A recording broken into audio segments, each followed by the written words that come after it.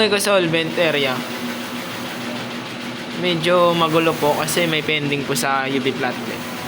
Ito naman po yung PC nya. Goods pa naman po.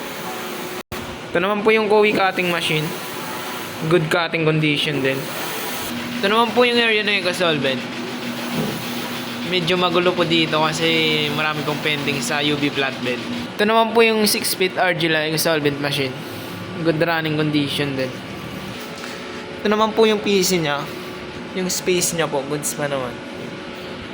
Ito naman po yung Kowi cutting machine. Good cutting condition din po ito.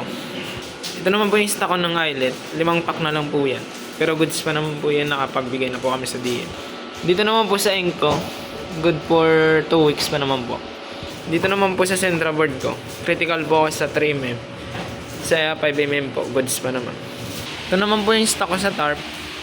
Goods po ako sa lahat kasi may mga stocks po ako sa na pinakip-save sa uyo. Dito naman po nakalagay yung mga special media. Nakabalot naman po lahat. Yan lang po, thank you.